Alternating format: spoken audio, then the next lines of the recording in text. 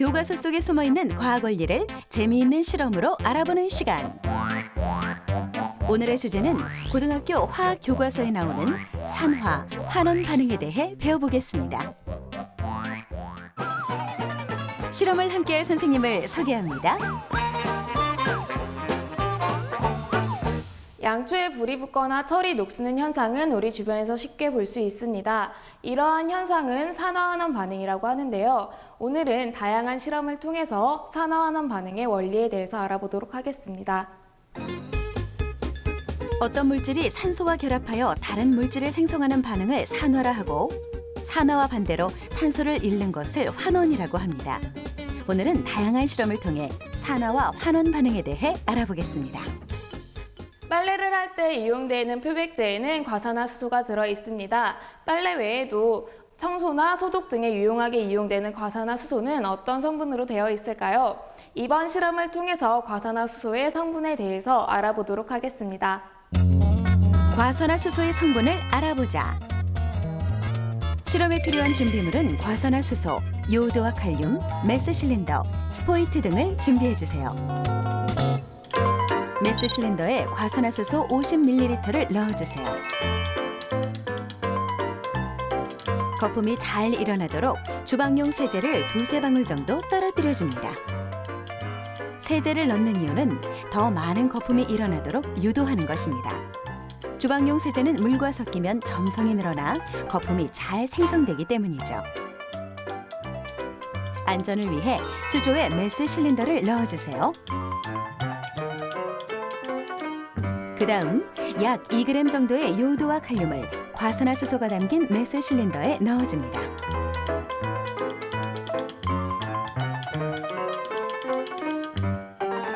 요오드와 칼륨을 넣자 메스 실린더를 타고 순식간에 거품이 올라왔는데요. 이 거품 속에는 어떤 성분이 들어있을까요? 향초에 불을 붙인 후 곧바로 꺼주세요. 그리고 부풀어 오른 거품 속에 데워봅니다. 메스 실린더 속의 거품에 향초를 데워보니 바로 불꽃이 되살아났는데요. 이것을 통해 과산화수소 거품 속에 생겨난 기체가 산소라는 것을 알 수 있습니다. 과산화수소, 즉 H2O2는 산화력이 높아 상온에서 물과 산소로 분해되는데요. 요오드와 칼륨을 넣으면 반응 속도를 더 빠르게 해주는 촉매 역할을 하게 됩니다. 그리고 향초를 거품 속에 데워봤을 때 불씨가 살아난 것은 과산화수소를 분해하면 산소 기체가 거품 속에 들어있기 때문입니다. 과산화수소를 표백제의 원료로 쓰는 이유도 산소방울로 인한 표백작용 때문이죠. 표백의 원리와 산화작용을 이용해 더러워진 동전을 깨끗하게 세척할 수 있습니다. 이번 실험을 통해 알아보도록 하겠습니다.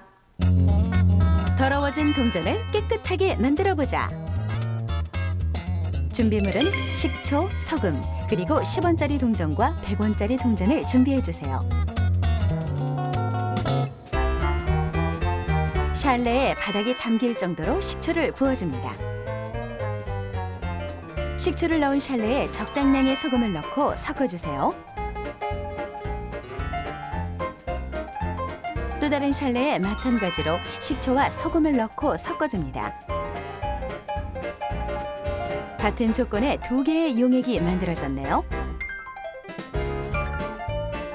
더러워진 10원짜리 동전과 100원짜리 동전을 준비해주세요. 10원짜리 동전을 식초와 소금을 넣은 용액에 담가줍니다. 1분 정도의 시간이 흐른 뒤 용액에서 동전을 꺼내주세요. 용액에 담겨진 부분이 깨끗해졌네요. 다시 한번 확인해 볼까요? 이번에는 더러워진 10원짜리 동전을 용액에 푹 담그고 관찰해 보겠습니다.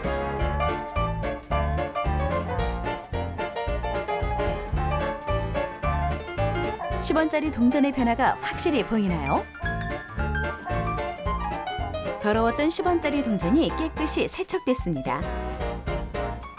그럼 100원짜리 동전도 같은 변화가 일어날까요? 1분 후 100원짜리 동전을 꺼내주세요. 100원짜리 동전은 그전과 달라진 것이 없네요.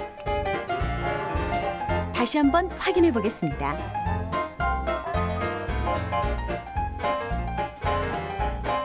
용액에 담근 100원짜리 동전은 그 어떤 변화도 일어나지 않았습니다.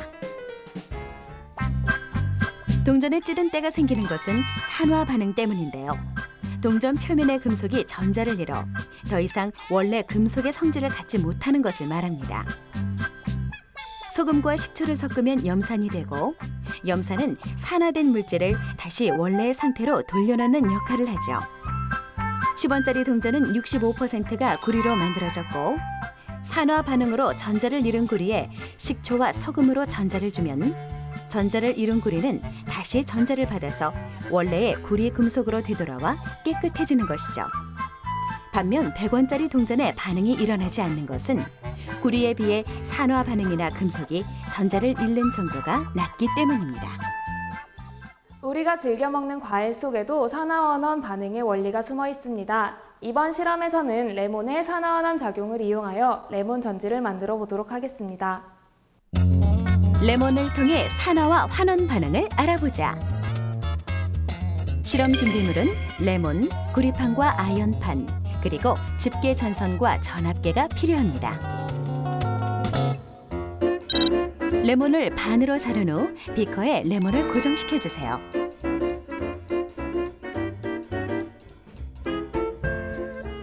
아연판과 구리판을 레몬에 깊숙이 꽂아두는데요.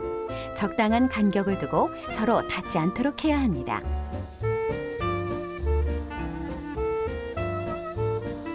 그리고 전압계에 집게 전선을 연결해 준비해 주세요. 검정색의 마이너스 전극은 아연판에 연결을 해야 하고, 빨간색의 플러스 전극은 구리판에 연결을 해야 합니다.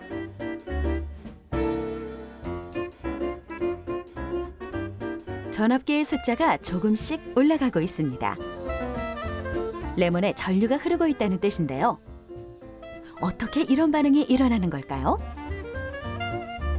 레몬 과즙의 산성 성분이 전류를 통하게 하는 전해질 역할을 하기 때문인데요. 레몬을 주물러서 과즙을 더 많이 내면 전해질 역할이 커져서 전류가 더 잘 흐르게 됩니다. 레몬 전지는 금속의 산화와 환원 반응을 이용한 화학 전지입니다. 반응성이 큰 금속의 전자가 다른 금속으로 이동하면서 전류가 생기는 것이죠. 이때 전류가 잘 통하도록 도와주는 전해질이 필요합니다. 그럼 다른 과일이나 채소에도 전류가 흐를까요? 감자를 반으로 잘라주세요. 적당한 간격을 두고 아연판과 구리판을 깊숙이 꽂아둡니다.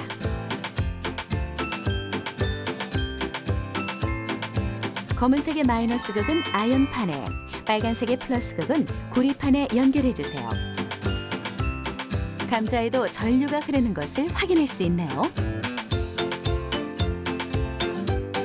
감자에 전류가 흐를 수 있는 이유는 감자 속에 있는 인산이 전해질 역할을 하기 때문입니다. 산성도가 강한 레몬은 전류가 잘 통하는 전해질 역할을 합니다. 아연판이 전해질을 만나면 전자를 잃고 아연 이온이 전해질에 녹아 나오게 되는데요. 아연판에서 떨어져 나온 전자는 전선을 타고 구리판으로 이동하게 되죠. 이때 구리판에 모인 전자들은 전해질 속의 수소 이온과 만나 수소 기체를 만들어내고, 이 기체들은 공기 중으로 날아가 버리는데요. 결과적으로 전자를 잃은 아연판이 마이너스 극, 전자를 얻은 구리판이 플러스 극으로 되어 전기를 만들게 되는 것입니다. 우리 주변에는 많은 화학 반응이 일어나고 있습니다. 잘라놓은 과일이나 채소의 표면이 갈색으로 변하는 것도 화학 반응인데요. 우리 주변에서 볼 수 있는 화학 반응의 원리를 이해해 본다면 재미있는 생활의 발견이 될 것 같습니다.